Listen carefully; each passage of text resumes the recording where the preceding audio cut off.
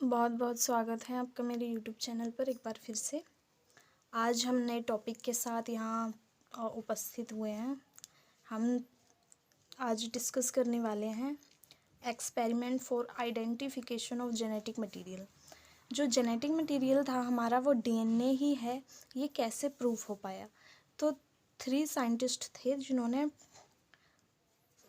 3 experiment दिए और finally जो तीसरा हमारा एक्सपेरिमेंट था हर्शे एंड चेज एक्सपेरिमेंट, उस एक्सपेरिमेंट में फाइनली ये प्रूव हो पाया कि genetic material is a DNA.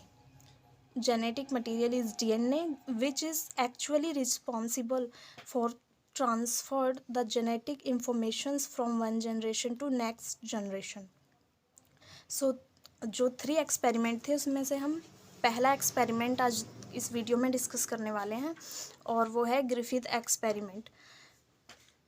तो ये साइंटिस्ट थे हमारे फ्रेडरिक ग्रिफिथ जिन्होंने पहला एक्सपेरिमेंट दिया और इस एक्सपेरिमेंट के लिए उन्होंने अपना जो एक्सपेरिमेंट है उन्होंने वो स्ट्रेप्टोकोकस न्यूमोनी बैक्टीरिया पर किया।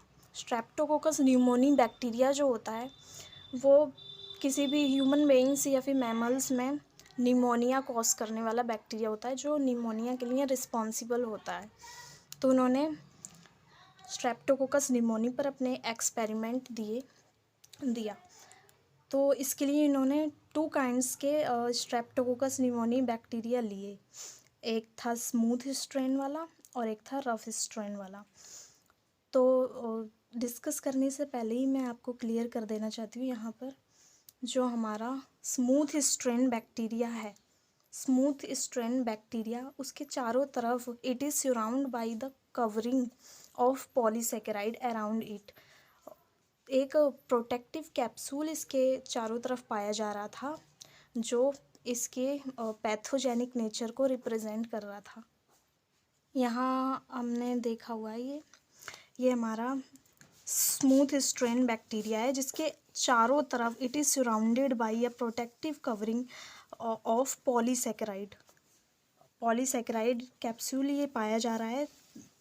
जनरली क्या होता है, अगर बैक्टीरिया की चारों तरफ कैप्सूल जो ये प्रोटेक्टिव कैप्सूल है वो पाया जाता है तो बैक्टीरिया जैसे ही किसी भी लिविंग बीइंग्स के अंदर एंटर करता है तो उस लिविंग बीइंग्स का, चाहे वो ह्यूमंस हों या फिर चाहे वो कोई भी लिविंग एनिमल्स हों, तो उनका जो इम्यून सिस्टम होता है वो इस बैक्टीरिया को किल नहीं कर पाता। क्यों? क्योंकि इसके चारों तरफ ये प्रोटेक्टिव कैप्सूल पाया जा रहा है। तो ये जो कैप्सूल है इसके कारण जो बैक्टीरिया है इसको क्या मिलता है, प्रोटेक्शन मिलता है। किससे? इम्यून सिस्टम से ऑफ एनिमल्स। तो जो जिन बैक्टीरिया में ये कैप्सूल प्रेजेंट होता है वो पैथोजेनिक नेचर के होते हैं, मतलब डिसीज कॉज करने में सक्षम होते हैं। तो क्या हो रहा है, ये चारों तरफ कैप्सूल इसके प्रेजेंट है तो ये स्मूथ नेचर का है मतलब क्या है, ये पैथोजेनिक नेचर का है, डिसीज कॉज करने में क्या है, ये सक्षम है। और इसके अलावा दूसरा उन्होंने लिया था rough strain bacteria. Rough strain जिसके चारों तरफ आउटर कवरिंग नहीं पाई जा रही थी। The outer capsule of polysaccharide is absent around it, so it is rough in nature, that is why it is called R strain bacteria. It is non-pathogenic in nature, which is not cause any disease in living beings due to the absence of capsule. तो ये pathogenic nature का नहीं था। क्यों? क्योंकि जैसे ही ये किसी भी लिविंग बीइंग्स के अंदर एंटर करता है ये वाला बैक्टीरिया, तो जो लिविंग एनिमल्स होते हैं उनका जो इम्यून सिस्टम है वो इसको किल कर देता है क्योंकि इसके चारों तरफ कैप्सूल नहीं पाया जा रहा जो इसको प्रोटेक्शन प्रोवाइड करने में सक्षम था। तो वो तो यहाँ पाया नहीं जा रहा, तो जिसके कारण क्या होता है, ये बैक्टीरिया मर जाता है और डिसीज कॉज नहीं कर पाता। तो इन 2 रफ और स्मूथ स्ट्रेन पर जो है हमारे साइंटिस्ट ग्रिफिथ ने एक्सपेरिमेंट किया था। तो ये हम डायग्राम्स के थ्रू देखने वाले हैं। ये पूरा डायग्राम है ग्रिफिथ एक्सपेरिमेंट का। तो इसमें सबसे पहले क्या हुआ था, जो ग्रिफिथ थे उन्होंने एस स्ट्रेन बैक्टीरिया जो कि लिविंग था, जिसको वायरुलेंट भी बोलते हैं, तो जो लिविंग एस स्ट्रेन बैक्टीरिया था, अब ये एस स्ट्रेन अभी आपको बताया पैथोजेनिक नेचर का था, क्योंकि इसके चारों तरफ एक पॉलीसैकेराइड कैप्सूल प्रेजेंट था जो इसको प्रोटेक्शन दे रहा था। अभी थोड़ी देर पहले ही आपको बताया है। तो ये क्या कर रहा है, डिसीज कॉज करने में क्या है, सक्षम है। तो एस स्ट्रेन बैक्टीरिया को जैसे ही ग्रिफिथ ने एक माइस के अंदर इंजेक्ट कराया, तो जो हमारा माउस था वो क्या हो गया था, मर गया था, डाई हो गया। अब दूसरी बार में क्या लिया उन्होंने, लिविंग आर स्ट्रेन बैक्टीरिया लिया। आर स्ट्रेन जिसकी चारों तरफ आउटर कवरिंग नहीं पाई जा रही थी, जो कि बैक्टीरिया को प्रोटेक्शन दे सके। तो ये क्या हो रहा था, non pathogenic in nature, non pathogenic था। तो जैसे ही उन्होंने ग्रिफिथ ने इस आर स्ट्रेन बैक्टीरिया को माउस के अंदर इंजेक्ट किया, तो हमारा माउस लाइव था, जिंदा था, वो मरा ही नहीं। अब तीसरा क्या हुआ, उन्होंने dead S strain heat killed S strain, मतलब जो हमारा स्मूथ स्ट्रेन बैक्टीरिया था जो कि पैथोजेनिक नेचर का था, उसको उन्होंने हीट से किल किया। हीट के बाद उसे इतनी हीट दी कि वो इनएक्टिव हो जाए, मतलब मर जाए। तो हीट से मरे हुए heat killed S strain bacteria को जब ग्रिफिथ ने माउस के अंदर इंजेक्ट कराया, तो जो हमारा माउस था वो जिंदा था, माउस लाइव, देख सकते हैं, जिंदा था। इसके बाद चौथा उन्होंने क्या किया, मिक्स कर लिया लिविंग एस स्ट्रेन बैक्टीरिया को, उन्होंने मिक्स किया किसके साथ, डेड एस स्ट्रेन बैक्टीरिया। जो हीट से हमारा किल्ड था एस स्ट्रेन बैक्टीरिया, उसको उन्होंने लिविंग आर स्ट्रेन बैक्टीरिया में मिला लिया। तो दोनों का मिक्सचर तैयार किया। अब जब मिक्सचर तैयार किया, तब उन्होंने माउस के अंदर इंजेक्ट किया, तो माउस मर गया था। तो इस पूरे एक्सपेरिमेंट में जो कंक्लूज़न निकल कर आया था वो ये था कि जो हमारा माउस था वो एक्चुअली मरा क्यों, हीट किल्ड तो एस स्ट्रेन बैक्टीरिया था जो मरा हुआ था, और आर स्ट्रेन के पास तो कैप्सूल था ही नहीं। तो ऐसा क्या हुआ कि जो हमारा आर स्ट्रेन बैक्टीरिया है वो एस स्ट्रेन में कन्वर्ट हो गया, क्योंकि जो मरा हुआ हमारा चूहा था, इसके ब्लड से एस स्ट्रेन बैक्टीरिया को रिकवर किया गया, जो कि लिविंग थे, जिसके चारों तरफ कवरिंग पाई जा रही थी। लिविंग एस स्ट्रेन बैक्टीरिया को देखा गया। तो कंक्लूज़न ये निकल कर आया कि ऐसा कौन सा सब्सटेंसेस था जो हमारे लिविंग एस स्ट्रेन को लिविंग आर स्ट्रेन बैक्टीरिया को लिविंग एस स्ट्रेन बैक्टीरिया में बदलने में रिस्पॉन्सिबल था, और इसके चारों तरफ क्या हो रही थी, कवरिंग का फॉर्मेशन हो गया था, जिसके कारण जो हमारा चूहा था वो मर गया था।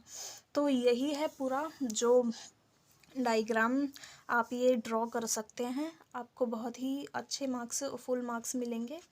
डेफिनेशन पर इतना ज़्यादा ध्यान नहीं दिया जाता है, आपका डायग्राम यहाँ पर पूरा फुल एक्सप्लेन कर रहा है कि कौन सी, मतलब क्या क्या प्रोसेस इसमें हो रही है। आई होप आपको समझ आ गया होगा। अब चलते हैं हम नोट्स की तरफ। तो ये नोट्स की तरफ आते हैं। नोट्स में जो समझाया था वही लिखा हुआ है। In 1928, scientist Frederick Griffith conducted one of the first experiment to show that cell possessed genetic material. तो बहुत ही कम टाइम में डेफिनेशन देखने वाले हैं। समझ आई होप आपको आ गया होगा डायग्राम से। आप जल्दी जल्दी इसकी डेफिनेशन देख लेते हैं। He took 2 types of bacterial strain, जैसा कि आपको बताया मैंने, जैसा कि बताया 2 टाइप्स के बैक्टीरियल स्ट्रेन लिए थे उन्होंने, एक रफ स्ट्रेन और एक स्मूथ स्ट्रेन। जो स्मूथ स्ट्रेन था वो पैथोजेनिक नेचर का था, और जो रफ स्ट्रेन था वो नॉन पैथोजेनिक नेचर का था। और इस प्रोसेस को क्या बोलते हैं हम, पूरी प्रोसेस को ट्रांसफॉर्मिंग प्रिंसिपल बोलते हैं। इज कॉल्ड स्मूथ और S strain. It is also called virulent strain. जो स्मूथ स्ट्रेन था, जैसा कि बताया, वो पैथोजेनिक नेचर का था। उसको जैसे ही किसी भी लिविंग बीइंग्स के अंदर इंजेक्ट कराते हैं तो वो निमोनिया कॉज करने में सक्षम था। Which causes that of inject होने के बाद वो क्या कर रहा था, डेथ हो जा रही, मतलब मृत्यु हो जा रही थी किसी भी लिविंग बीइंग्स की निमोनिया के कारण। Due to the presence of capsule their appearance is smooth. क्यों डेथ हो जा रही थी, क्योंकि कैप्सूल प्रेजेंट था। देयर अपीयरेंस इज स्मूथ, और जो हमारा स्मूथ स्ट्रेन बैक्टीरिया था उसका अपीयरेंस क्या था, स्मूथ था। It is due to the presence of polysaccharide capsule around it. तो जो कैप्सूल था वो पॉलीसैकेराइड कैप्सूल था और प्रोटेक्टिव कैप्सूल, जैसा कि आपको बताया। Their capsule is made up of polysaccharide which protect of bacteria from the immune system of human beings और other mammals। जो हमारा पॉलीसैकेराइड कैप्सूल था वो किससे, immune system of living beings, किसी भी लिविंग बीइंग्स के इम्यून सिस्टम से इसकी बैक्टीरिया की हेल्प करता है ताकि ये इम्यून सिस्टम से किल ना करे। तो जिसके कारण क्या होता है, ये बैक्टीरिया डिसीज कॉज करने में सक्षम हो जाता है। अब दूसरा उन्होंने लिया था, there non pathogenic strain is harmless is called rough strain और R strain. R strain bacteria जो था नॉन पैथोजेनिक था, हार्मलेस था, जो कोई भी इंजरी कॉज नहीं कर रहा था। Due to rough appearance because capsule is absent around it. और इसके चारों तरफ क्या था, कैप्सूल एब्सेंट था। It is also called non virulent strain because it is not infected of mice. ये चूहों को क्या कर रहा था, इन्फेक्टेड नहीं कर रहा था, तो क्या हुआ, ये नॉन वायरुलेंट हुआ। Our immune system killed this bacteria due to the absence of capsule around it. और ये जो रफ स्ट्रेन बैक्टीरिया है, इसको हमारा जो इम्यून सिस्टम है वो आराम से किल कर सकता है और ये कोई भी डिसीज कॉज नहीं कर पाएगा क्योंकि इसके चारों तरफ प्रोटेक्टिव कवरिंग नहीं है जो इसको प्रोटेक्शन दे सके। अब आते हैं हम एक्सपेरिमेंट की तरफ। Griffith S strain injecting into the mice then mice was death. जैसे ही ग्रिफिथ ने जो स्मूथ स्ट्रेन था उसको माइस में इंजेक्ट किया तो माइस जो था मर जा रहा था, माइस डाई। अब सेकंड देखते हैं, आर स्ट्रेन इंजेक्टेड इनटू माइस देन माइस लाइव। आर स्ट्रेन को जैसे ही उन्होंने माइस के अंदर इंजेक्ट किया तो माइस क्या हो रहा था, जिंदा था, मर नहीं रहा था वो। और तीसरा उन्होंने क्या किया, जो लिविंग एस स्ट्रेन बैक्टीरिया था उसको हीट किल्ड किया। तो जो हीट किल्ड था वो नॉन पैथोजेनिक हो गया था, मतलब मरने के बाद बैक्टीरिया इनएक्टिव हो जाता है, जानते ही होंगे। Heat killed S strain bacteria को जैसे ही उन्होंने माइस के अंदर इंजेक्ट किया तब माइस जिंदा था। तीसरा हो गया। चौथा उन्होंने क्या किया, इस heat killed S strain bacteria को उन्होंने रफ स्ट्रेन बैक्टीरिया जो कि लिविंग था उसको हीट किल्ड जो कि नॉन लिविंग था, इन दोनों को आपस में मिक्स करके जब माइस के अंदर इंजेक्ट किया तब माइस जो था वो डाई हो जा रहा था, मतलब माइस की मृत्यु हो जा रही थी। However he recovered living S strain bacteria from the blood of the dead mice. तो उन्होंने क्या किया, जो डेड माइस था जिसकी मृत्यु दोनों को मिक्स करने पर, इंजेक्ट करने पर हो जा रही थी, उसके ब्लड से लिविंग एस स्ट्रेन बैक्टीरिया को पाया गया। अब सवाल ये था, कंक्लूज़न ये निकला कि जो आर स्ट्रेन बैक्टीरिया था उसे ऐसा कौन सा सब्सटेंस था जो उसको लिविंग एस स्ट्रेन में कन्वर्ट कर रहा था, जिससे उसके चारों तरफ कैप्सूल का फॉर्मेशन हो रहा था और वो डिसीज कॉज करने में सक्षम हो रहा था। अब क्योंकि यहाँ पर तो हीट किल्ड एस स्ट्रेन लिया था जो कि कुछ कर नहीं सकता, और आर स्ट्रेन लिया था जो कि कैप्सूल एब्सेंट होने के कारण कोई डिसीज कॉज नहीं करता था। अब जब दोनों को मिक्स किया तो ऐसा क्या हुआ कि जो आर स्ट्रेन था वो एस स्ट्रेन में कैसे बदल गया, क्योंकि ब्लड से तो living S strain bacteria recover किया गया। तो यही था उनका कंक्लूज़न क्या निकला, The living R strain bacteria has been transformed into pathogenic S strain bacteria by an unknown heritable substance from dead cells that enable cells to make capsule. तो जो R strain बैक्टीरिया था, living R strain bacteria, वो transformed हो रहा था किसमें, living S strain bacteria में, by an unknown heritable substance, जो तो एक ऐसा सब्सटेंस जो रिस्पॉन्सिबल था आर स्ट्रेन को लिविंग एस स्ट्रेन बैक्टीरिया में कन्वर्ट करने के लिए। तो जो heat killed S strain bacteria था, कंक्लूजन ये निकला कि ये कुछ ऐसा अननोन सब्सटेंस है, कोई कुछ जो ये ट्रांसफ़र कर रहा है आर स्ट्रेन में ट्रांसफ़र कर रहा है। तो वो जो सब्सटेंस था वो रिस्पॉन्सिबल था आर स्ट्रेन को लिविंग एस स्ट्रेन में कन्वर्ट करने के लिए। तो ये हेरिटेबल सब्सटेंस क्या था, इसका डिस्कस आगे अवेरी एक्सपेरिमेंट में किया गया, और ये एक्सपेरिमेंट बस यहीं तक था। आई होप कि आपको ये कॉन्सेप्ट समझ आया होगा।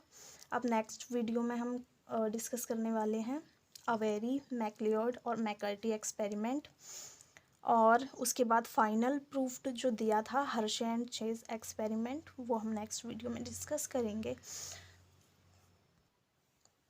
तो ये था हमारा ग्रिफिथ एक्सपेरिमेंट, जिसे ट्रांसफॉर्मिंग प्रिंसिपल भी कहा जाता है। अगर आप ये पूरा डायग्राम ड्रॉ कर देते हो तो आपको इतना ज़्यादा डेफिनेशन पर ध्यान नहीं दिया जाता है।